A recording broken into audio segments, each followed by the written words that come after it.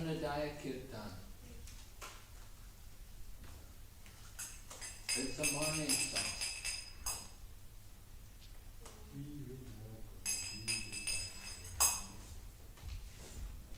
And Mayapur, Jayapataka Swami used to sing it every morning.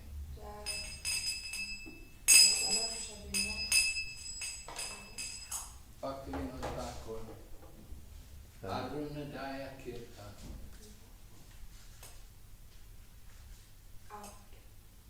Wo? Ich habe gedacht 24. Nein, this is another one. Udilo Aruna is different song.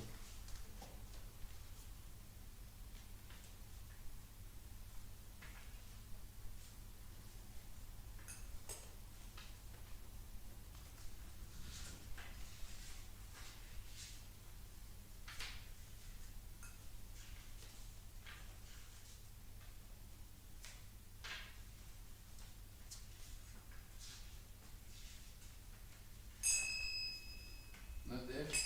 No. Oh. Is Vibhavari Shesha there then? Ja, überall. Well, we sing Vibhavari Shesha.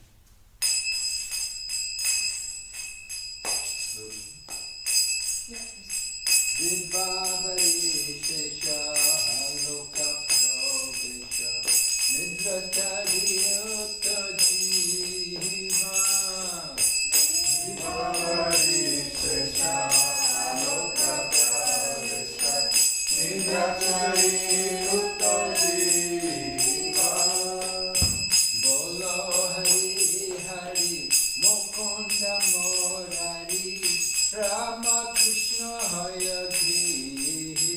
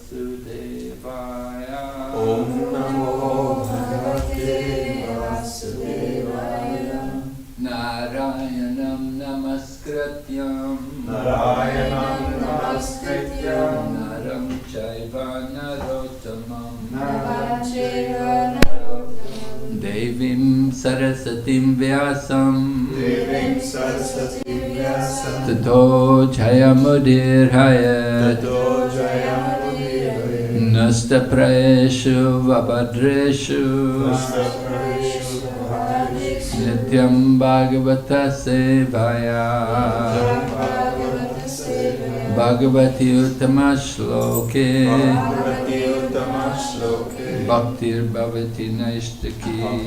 Bhagavati Naishtaki. We're reading Srimad Bhagavatam, Canto 4, chapter number 31. Narada instructs the Prachetas. Text number 14. Maybe you know this verse. This is a well-known verse. Yatataror mula nishechanena Yatataror mula nishechanena Tripyanti tatskanda bujopasakaha Tripyanti tatskanda bujopasakaha Pranopaharachya yatendriyanam Pranopacharasya yatendriyanam Tataiva sarvarhanam achutejya Tateva sarvarhanam achutejya Yatataror mula nishechanena Yatataror mula nishechanena Tripyanti tatskanda bujopashakaha Tripyanti tatskanda bujopasakaha Pranopaharachya yatendriyanam Pranopacharasya yatendriyanam Tataiva sarvarhanam achutejya Tateva sarvarhanam achutejya Yatataror mula nishechanena Yatataror mula nishechanena Tripyanti tatskanda bujopashakaha Tripyanti tatskanda bujopashakaha Pranopaharachya yatendriyanam Pranopaharachya yatendriyanam Tataiva sarvarhanam achutejya Tateva sarvarhanam achutejya Yatataror mula nishechanena Yatataror mula nishechanena Tripyanti tatskanda puchapashakaha Tripyanti tatskanda bujopasakaha Pranopaharachya yatendriyanam Pranopaharachya yatendriyanam Tateva sarvarhanam achutejya Tateva sarvarhanam achutejya Yatataror mula nishechanena Yatataror mula nishechanena Tripyanti tatskanda bujopashakaha Tripyanti tatskanda bujopashakaha Pranopaharachya yatendriyanam Pranopaharachya yatendriyanam Tathaiva sarvarhanam achyutejya Tateva sarvarhanam achutejya. Anyone else? No? Yata As as Taro Taro of a tree of a tree, Mula Mula the root the root, Nishechanena Nishechanena by watering by watering, Tripyanti Tripyanti are satisfied are satisfied. Tat Tat its its skanda skanda trunk trunk, Bhuja Bhuja branches branches, Upashaka Upashaka and twigs and twigs, Prana Prana the life air the life air, Upaharat Upahara by feeding by feeding, Cha Cha and and Yata Yata as as Indriyanam Indriyanam of the senses. of the senses. Tata eva. Tata eva. Similarly, Similarly, sarva sarva of all demigods. of all demigods. Arhanam Arhanam, worship. worship. Achyuta Achyuta, of the Supreme Personality of Godhead. of the Supreme Personality of Godhead. Ijya Ijya, worship. worship. Translation. As pouring water on the root of a tree energizes the trunk, branches, twigs, and everything else, and as supplying food to the stomach enlivens the senses and limbs of the body, simply worshipping the Supreme Personality of Godhead through devotional service automatically satisfies the demigods who are parts of that Supreme Personality. You can repeat. As pouring water on the root of a tree As pouring water on the root of a tree energizes the trunk, energizes the trunk, branches, twigs, and everything else, branches, twigs, and everything else, and is supplying food to the stomach, and is supplying food to the stomach, enlivens the senses enlivens the senses and limbs of the body, and limbs of the body, simply worshipping the Supreme Personality of Godhead simply worshipping the Supreme Personality of Godhead through devotional service, through devotional service, automatically satisfies the demigods, automatically satisfies the demigods who are parts who are parts of that Supreme Personality. of that Supreme Personality. Purport by His Divine Grace, A.C. Bhaktivedanta Swami Srila Prabhupada. Sometimes people ask why this Krishna consciousness movement simply advocates worship of Krishna to the exclusion of the demigods. The answer is given in this verse. The example of pouring water on the root of a tree is very appropriate. In Bhagavad Gita, chapter 15, verse 1, it is said, Urvamulam adasakam. This cosmic manifestation has expanded downwards, and the root is the Supreme Personality of Godhead. As the Lord confirms in Bhagavad Gita 10:8, Aham sarvasya prabhavaha. I am the source of all spiritual and material worlds. Krishna is the root of everything.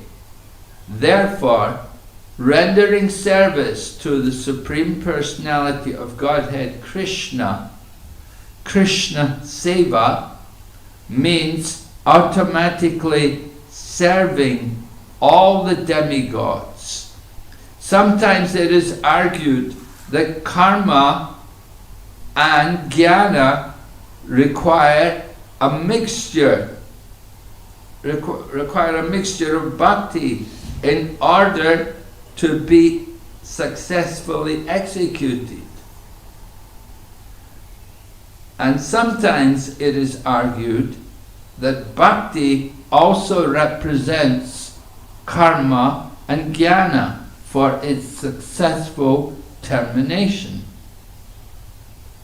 The fact is, however, that although karma and jnana cannot be successful without bhakti, bhakti does not require the help of karma and jnana. Actually, as described by Srila Rupa Goswami, Anya bilasita sunyam jnana karma janavritam.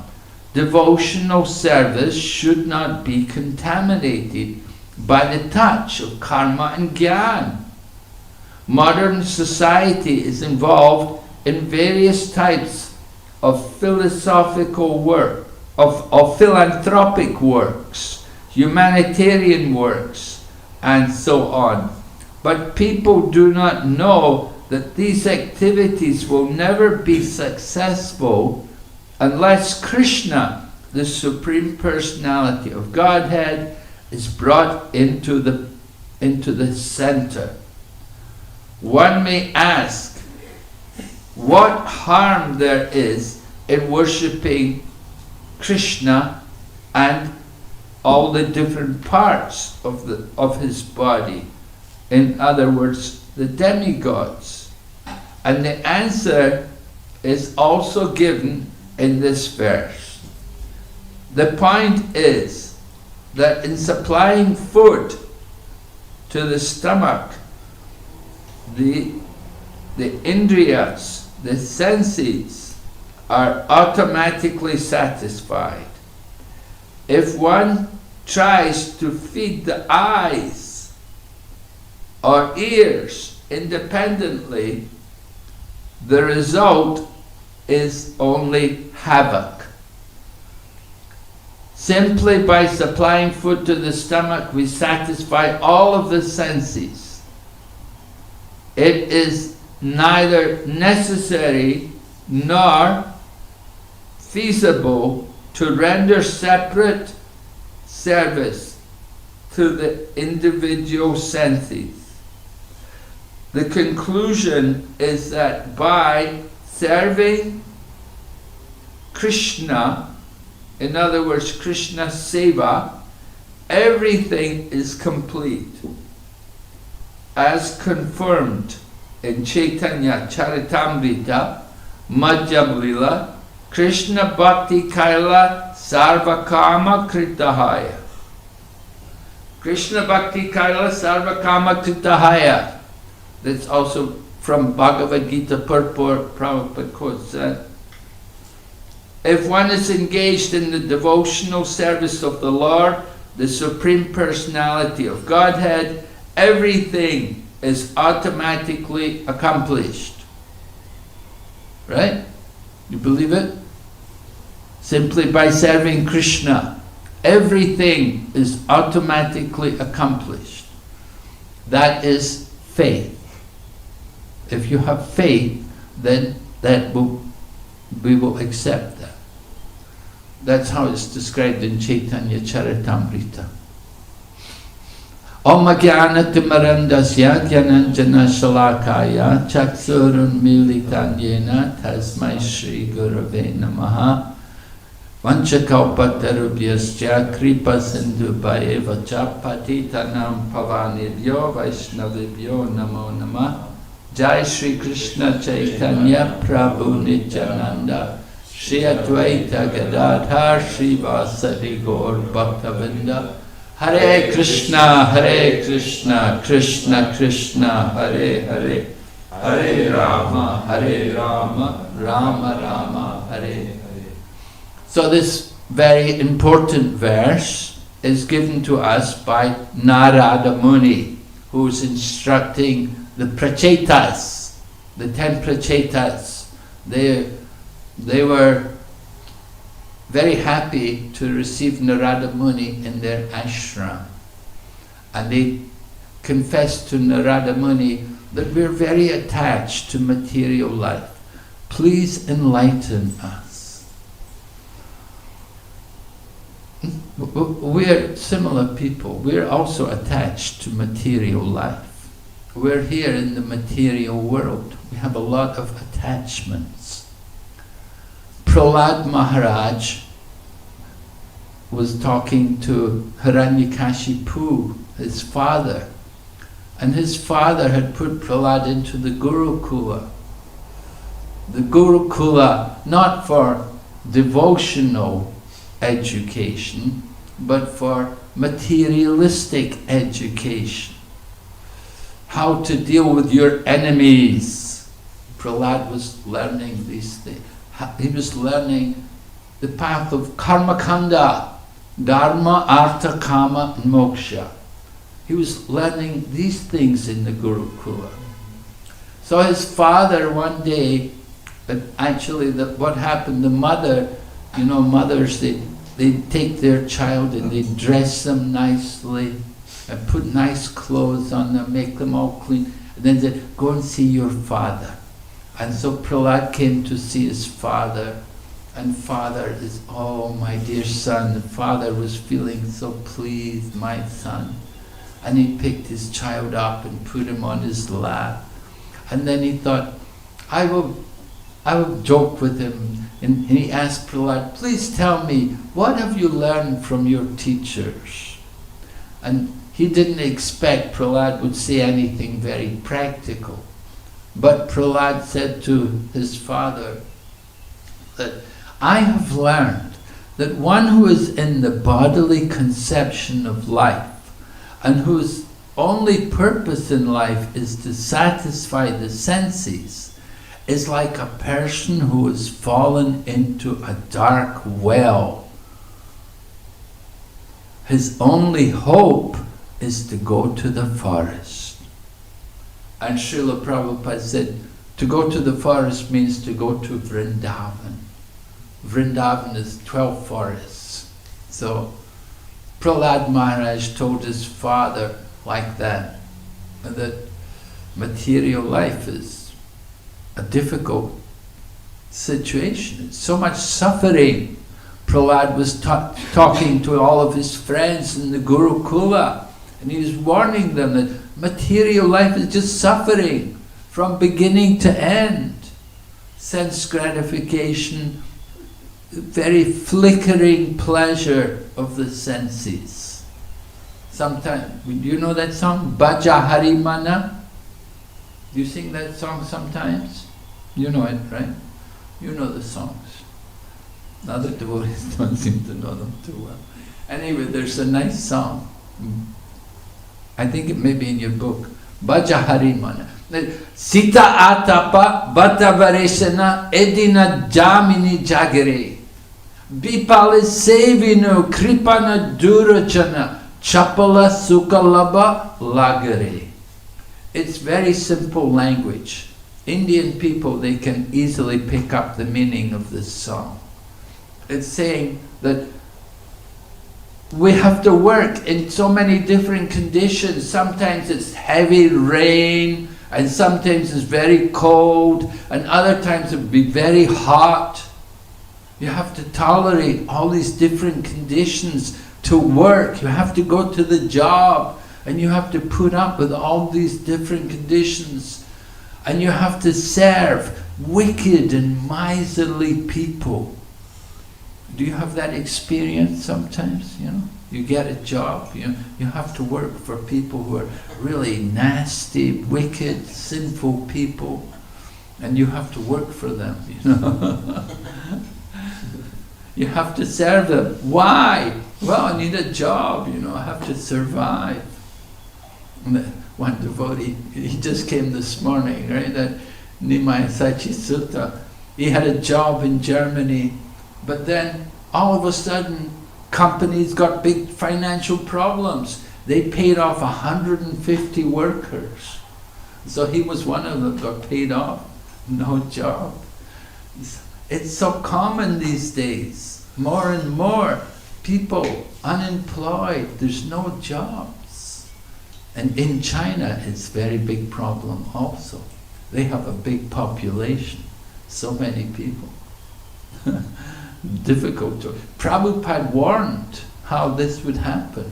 And they said, oh, because of technology, we come up with innovations, machines, you know, computers and digitalization, and less jobs for people. That's the problem.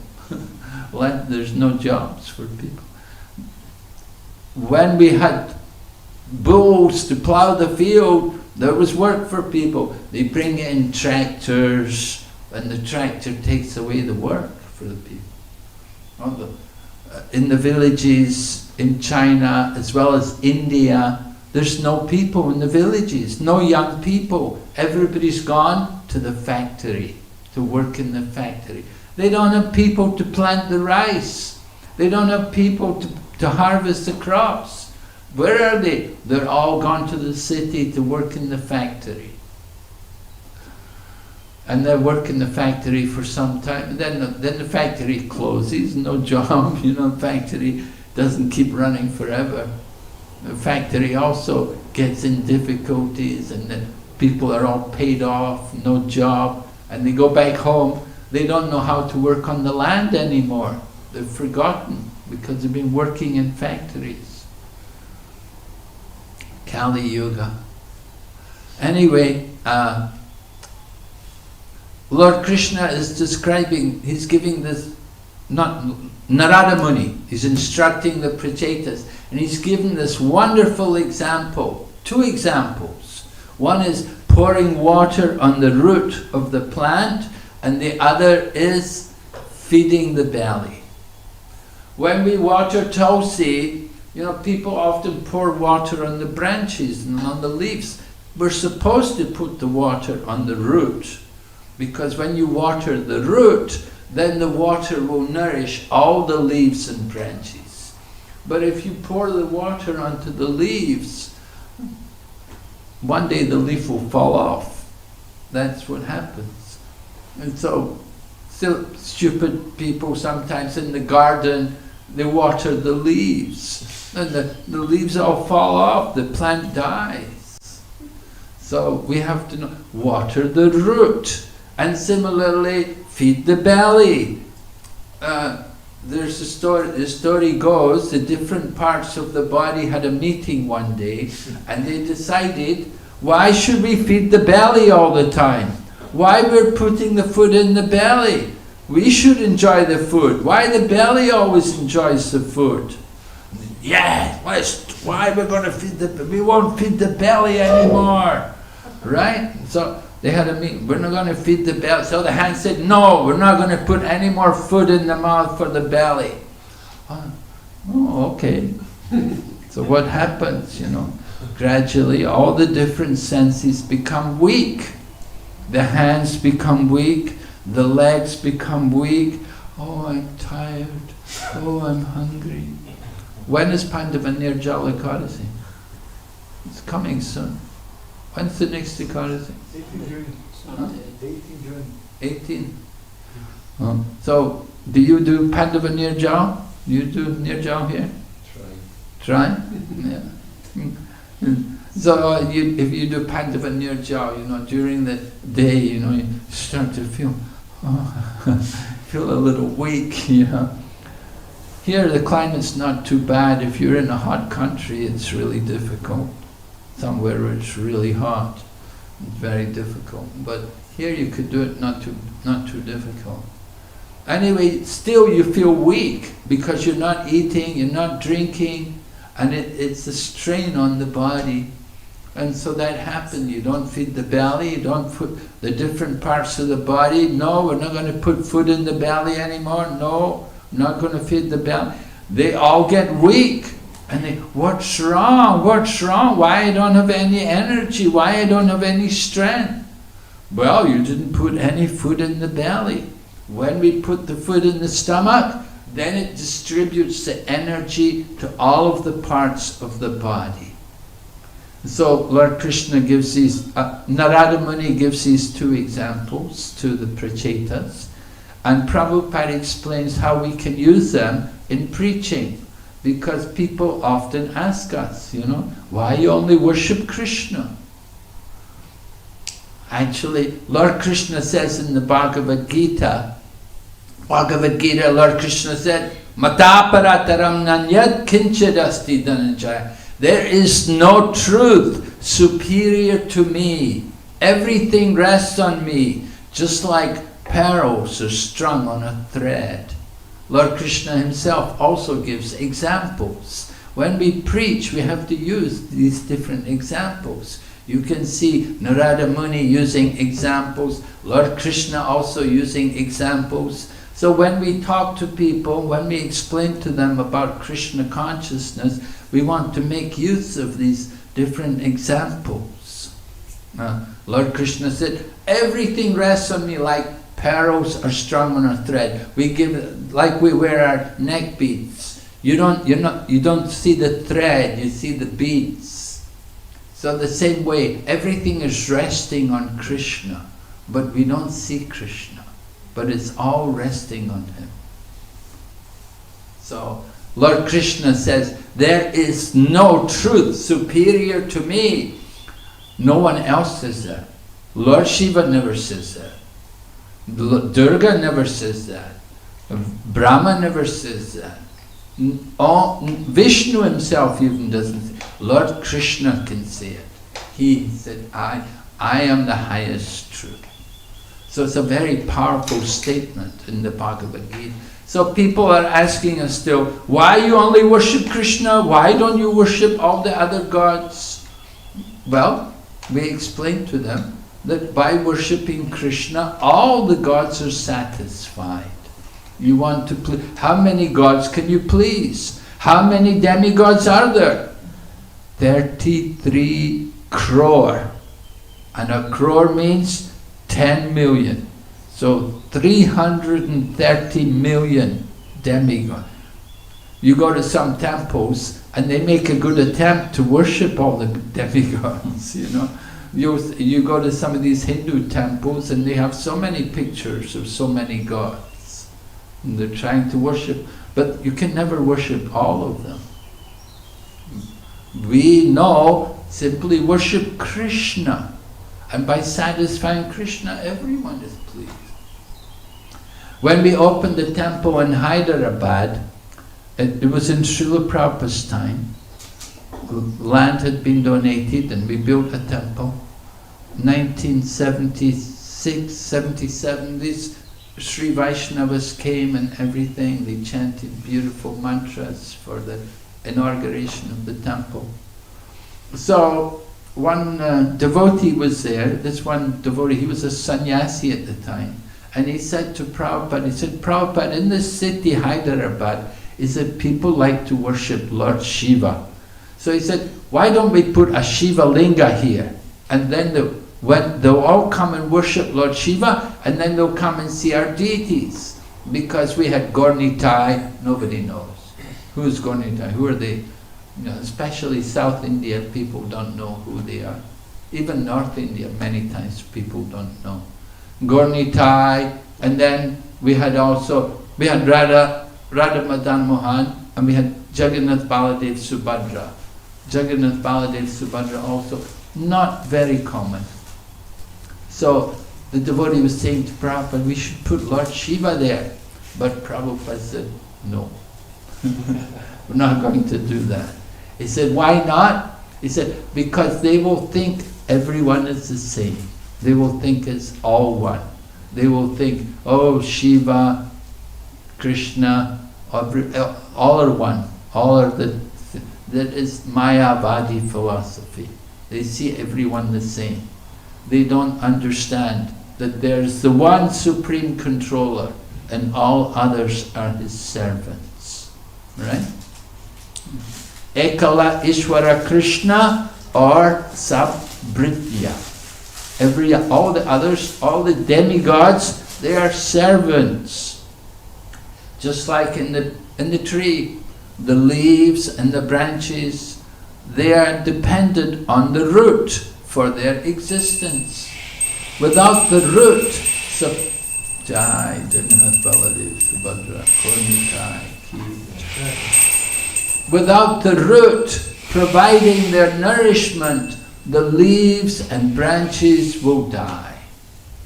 And similarly, Lord Krishna is sustaining all the demigods. It's Lord Krishna who's in the heart of all the demigods. Lord Krishna says, Sarvasya Chaham Hridisani Vishnu. I am seated in the hearts of all living entities. So that includes all the demigods. Lord Krishna is in the heart of all the different demigods.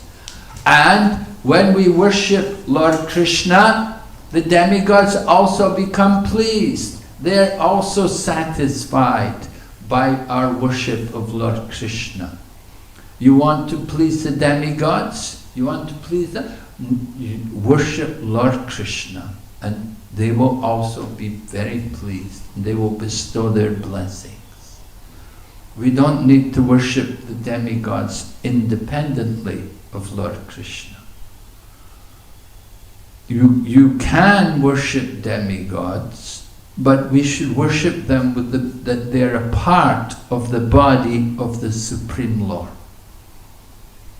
Don't think of them as being independent of the Lord. They're simply one part of the Lord. So we can also worship, just like Sanatana Goswami. He was a great devotee of Lord Shiva. So we can also worship, we can also offer our respects to Lord Shiva and worship him. But we're not going to get love of God from Lord Shiva. But he can help us on the path to devotion. Lord Shiva is he's in charge of false ego. He can take away our false ego. So that's something very important. You can pray to Lord Shiva, please remove my false ego and purify me. Fix me so that I can devote myself to the Supreme Lord. And the Prachetas, who Narada Muni is instructing here in this chapter, they had also received instruction from Lord Shiva. Lord Shiva had also taught them to worship the Supreme Lord. Lord Shiva, generally people worship Lord Shiva for material, satisfying their material desires. And Lord Shiva can do that very easily. That's his cheating potency. He easily gives material desires, but very rarely he will give the real goal of life, which is to worship the Supreme Lord. And so you get the highest knowledge from Lord Shiva by being a devotee. Of course, Lord Shiva also has his own sampradaya. There's the sampradaya which comes from Lord Shiva, the Vishnu Swami, in the line of Vishnu Swami. So it's one of the 4 bona fide Vaishnava sampradayas. And we say Vaishnavam Yata Shambhu, that Lord Shiva is also known as Shambhu, and he is the greatest Vaishnava. So we respect Lord Shiva as a Vaishnava, not as the Supreme Lord. So serving the Vaishnavas is also very good for us. So serving Lord Shiva, similarly serving different demigods, making offerings to them, we can do it provided we understand they're simply a part of the body of the Supreme Lord. They are not the Supreme Lord themselves, but they are a tiny part of the body of the Lord. So we should understand clearly the connection between the different demigods and the Supreme Lord Krishna. Therefore, Narada Muni is giving this example. The different demigods so are just like leaves and branches on the tree. They're not independent. And so we have to understand everything in this mood. How to worship how to worship the Supreme Lord? We can worship him simply by chanting his holy name. But if you chant the names of the demigods, then that's an offense. Narada Muni, in a previous life, he was a Gandharva. And he was a very good-looking Gandharva, and he had a beautiful voice. All the Gandharvas, they sing and dance, and they can entertain people. So Narada Muni, in his previous life as a Gandharva, he was traveling in the association of very attractive young women, and he began to joke with them. And in a joking way, he began to sing songs using the names of the demigods. And this was an offense. And the Prajapatis who were there, traveling in the same vehicle, they saw Narada Muni behaving in this way, and they cursed him because of his misbehavior, because he was chanting the names of the demigods who are not supreme.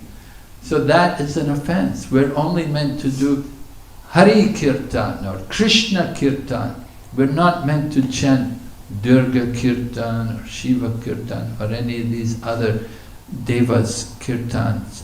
We're meant to only worship the Supreme Lord by chanting the holy name. And because of his offense, the Prajapatis cursed him to take birth in the womb of a Sudra woman. And so next life, he fell from the position of a Gandharva and he took birth in the womb of a maidservant woman. Of course, he was fortunate that he got the association of Bhaktivedanta mendicants, and he was able to associate with them and be initiated by them. And then, next life, then he became the son of Lord Brahma. He became Narada Muni.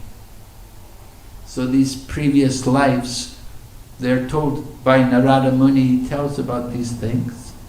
But here, he's talking to the Prachetas and he's telling them, you just have to worship the Supreme Lord Krishna. You don't have to worship any other gods.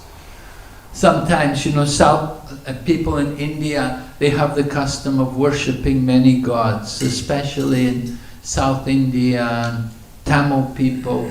They like to worship Kartikeya. They're fond of worshipping Kartikeya, or Murga they call him. In North India it's called Kartikeya, in South India it's called Murga. He's one of the sons of Lord Shiva. Lord Shiva has two sons, Ganesh and Murga or Kartikeya. So they are fond of worshipping him. And they worship many other gods also. Because generally, Mayavada philosophy is everywhere. Prabhupada said, he said, scratch the surface. He said, outside they may look very nice, they're good people. You scratch the surface and then you see Mayavada philosophy.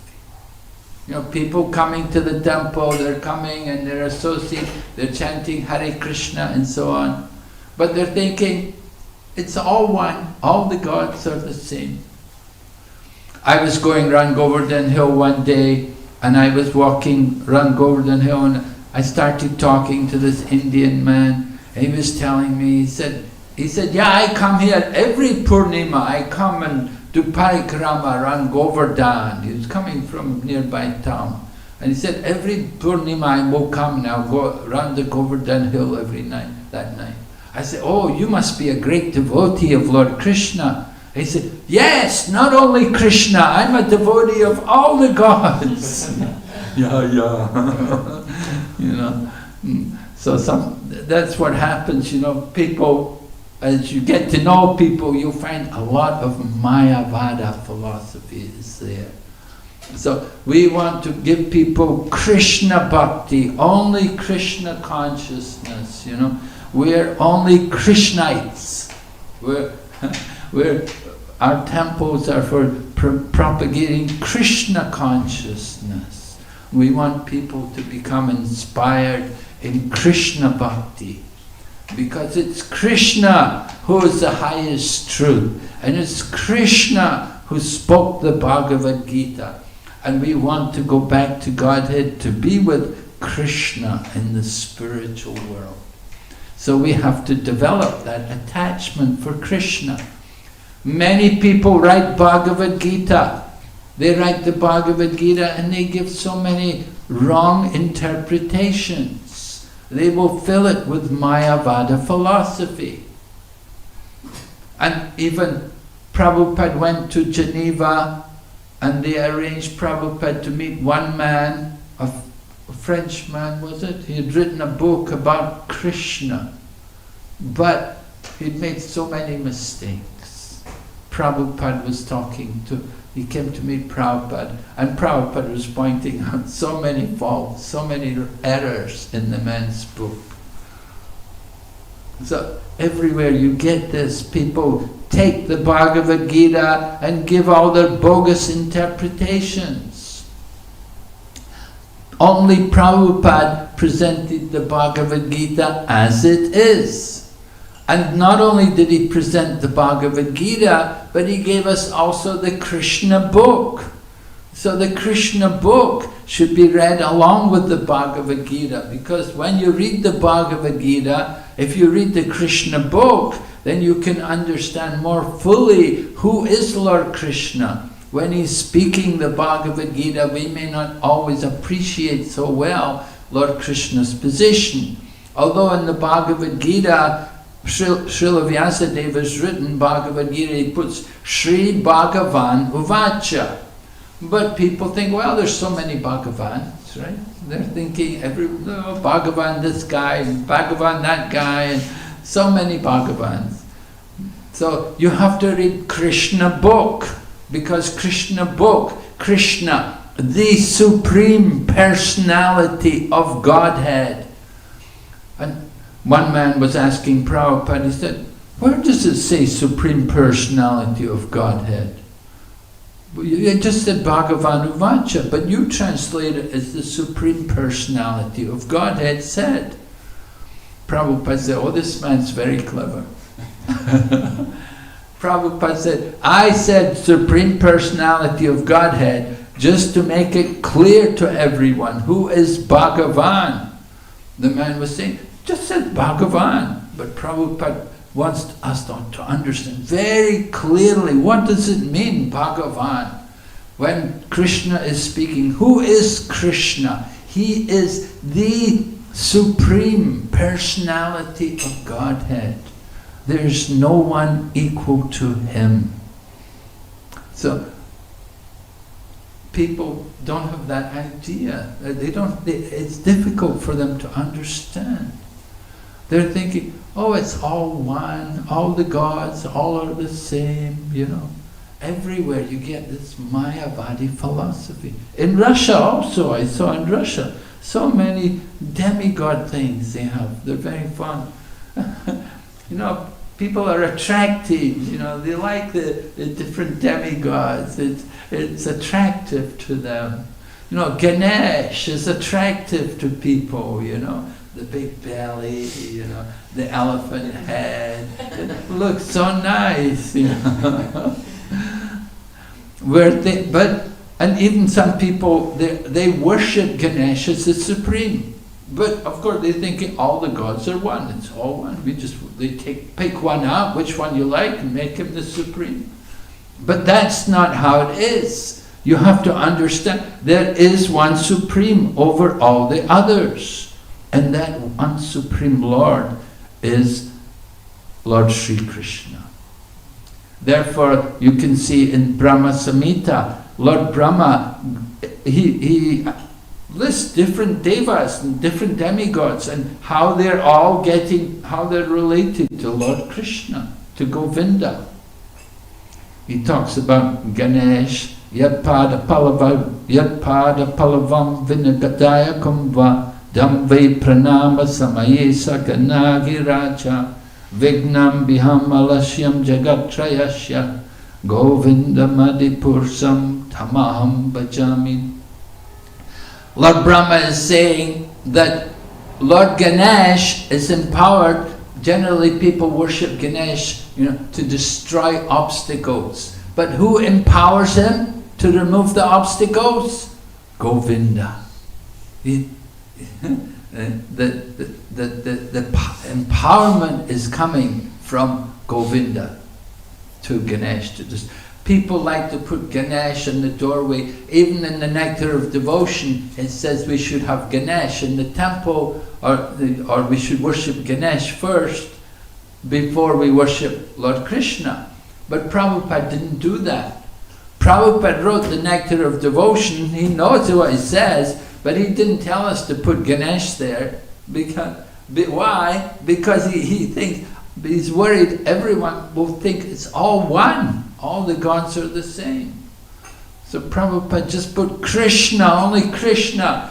Gaur-Nitai is Krishna, Sri Krishna Chaitanya Mahaprabhu, Sri Krishna Chaitanya, Radha Krishna Nahi Anya. He is Krishna. Jagannath, you know, at one point these people conquered the Jagannath Puri temple, and they took Jagannath, they said this is a form of Buddha. They were teaching that Jagannath is a form of Buddha, and the people were worshipping, and they thought this is a Buddha. All of these different things are there, different misunderstandings. You know, these are true, these things happen. This happen is history. We have to, so Prabhupada was very clear what he wanted and why he wanted it. He had just worshipped Krishna and get it right. No mistake. If you just worship Krishna, you're safe. You've got everything. Everything is there in Krishna. All the devas, all the demigods, all the varnas, all the ashrams, everything is there in Krishna. Sarvasya chahamridi sanivisto mataksmitir jnanam.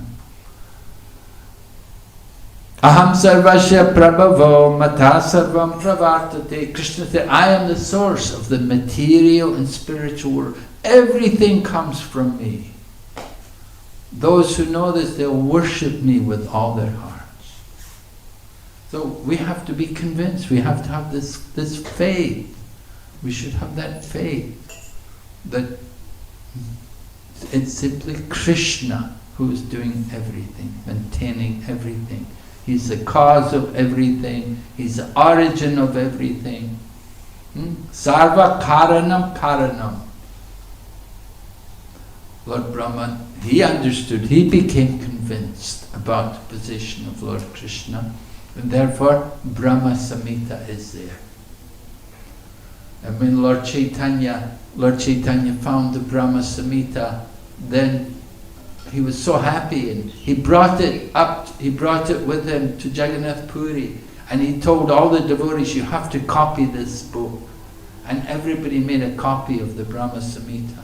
And they all had their copy. Ramananda Rai, Swarup Damodar, all the devotees who were living there in Puri, they all got copies of the Brahma Samhita by the mercy of Lord Chaitanya. Because he wants everyone to know, Govinda Madi Pursham Tamaham Bhajami. That Lord Brahma worships Govinda. Okay, any question?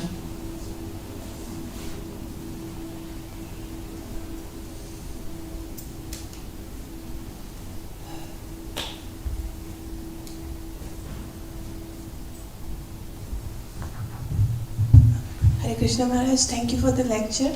Again, I have many questions. And my first question is about the demons. We hear a lot about Krishna, Lords, but in which form the demons appear in Kali Yuga? How do we recognize them? Well, in the Bhagavad Gita, Lord Krishna describes there are two natures. The divine and the demoniac nature. In chapter 16, the divine and demoniac nature. So the qualities of the divine, the godly people are given, and then the nature of the demoniac people is there. We recognize people not just by, it's not like, oh, he's a demon, he's got long hair. No. Oh, he's a demon, look at the way he's dressed, he's a demon. No, that's not how you recognize people. But by their qualities, by their activities, what do they do? How are they behaving? So the qualities of the demon are described in Bhagavad Gita there. And Lord Krishna describes, for example, he said, the demon will think, Ishwaraham, I am the controller. Aham Bhogi, I am the enjoyer. Siddhoham, I am perfect. Balavam, I am strong. Aham Sukhi, I am happy. This is how the demons think like this. And they think, whoever is my enemy, I will have him killed. I'm going to conquer and enjoy. So this is how the demons are thinking. And they have a lot of pride. They're very arrogant. They're very greedy. and they get angry very easily. They're very nasty people to deal with. Maharaj, Krishna transforms the hearts. Sometimes, like we've seen and read in the scriptures, like lot of people who committed sins, they have become godly, the religious person, pious people. But sometimes it also happens that a very pious person or people, they get transformed into a demon, or maybe not demon, but they do, or they think, or they visualize things in a very wrong way, but they are good devotees. But why do Krishna do this? Why do Krishna give them the wrong vision? You mean they were good devotees? Yes. Right? They were good devotees at one point, but they went astray. Yes. They changed. What happens? Why does it happen? Yes. Association. Because they give up the association of devotees and they start to associate with materialistic minded people, and they become like them. You take on the qualities of the people you associate with. Now there was one personality, Boma. He was born from the earth. He was the son of the earth. Mother Earth was picked up by Lord Varaha. Lord Varaha picked up the earth planet when it fell into the bottom of the Garbhodak ocean. And when Lord Varaha picked up Mother Earth, at that time she asked Lord Varaha, please give me a child. So it was arranged. Mother Bhumi gave birth to a child. That child was called Boma. And so she had her child, which was born of Lord Varaha, from the earth planet, the deity, the presiding deity of the earth, Mother Bhumi. And they had a son. And that son was Boma. And in the childhood he was very nice, he was very good. She brought him up to be a good devotee. But then he went into bad association. And he started to associate with a lot of demons. Like he associated with Bana Sura and other demons. So you associate with the non-devotees, you associate with the demon, you take on the qualities of these people.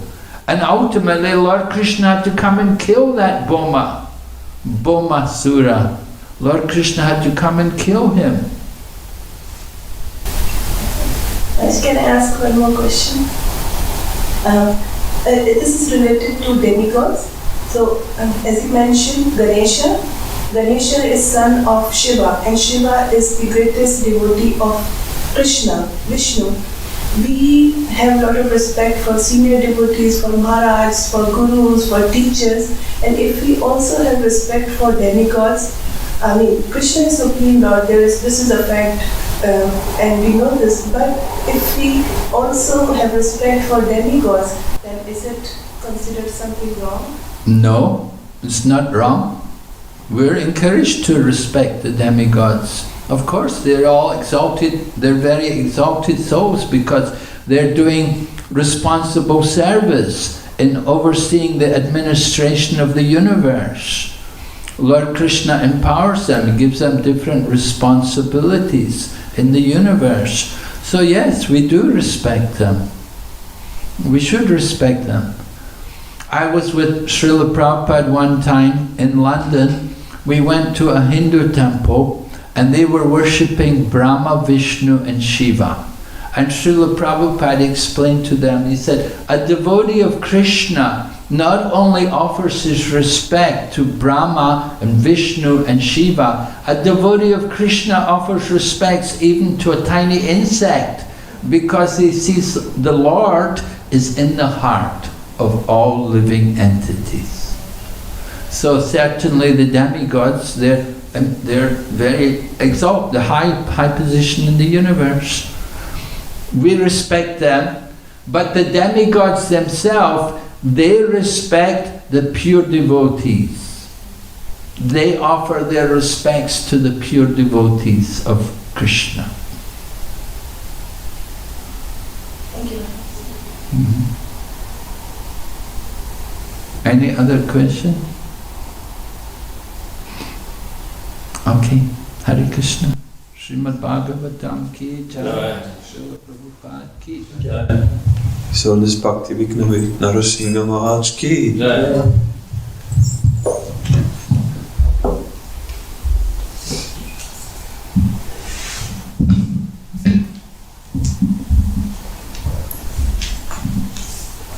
Where is Ekachakra?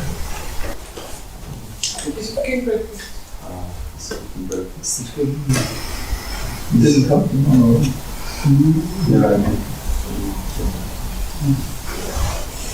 Maybe we can have Harinam again today. Nice people came. So many people came yesterday, joined the Kirtan, Quite many devotees came. It's very powerful. It's this Kirtan one time. We had his own spot, the Bhagavad Maharaj, joined. And then many months later, I saw him in Hungary, in India, and he said he was invited in India for a convention, speaking about Danish conferences. And when Maharaj came, one minister looked at him. Did I see him chanting Hare Krishna? He was on vacation, this minister, and so on.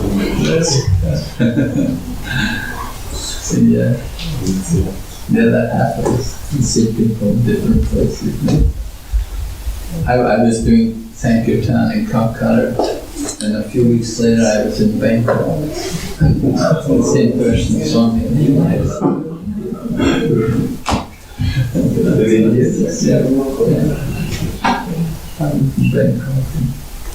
And another time I was in England, I was distributing books in a town in England. And a short time later, well, I met these American guys there. And then I was in America a little while later, been hanging in America.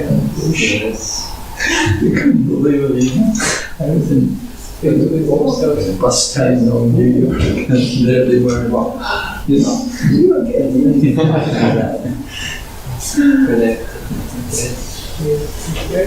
Sankirtan is like that.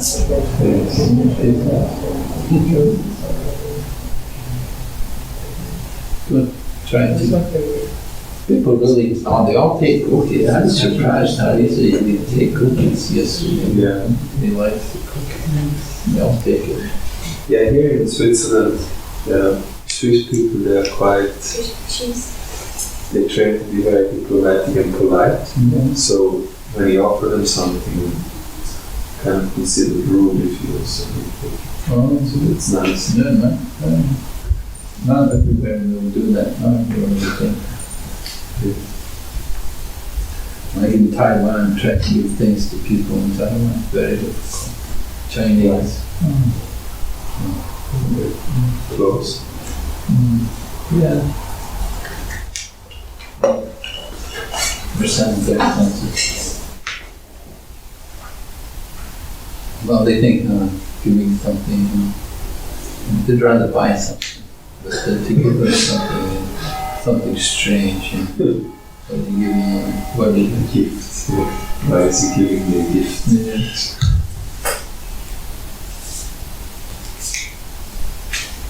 Anyway, it's good. We should go out there more. Yes. Nice place, so many people, when the weather's clear, so many people in it.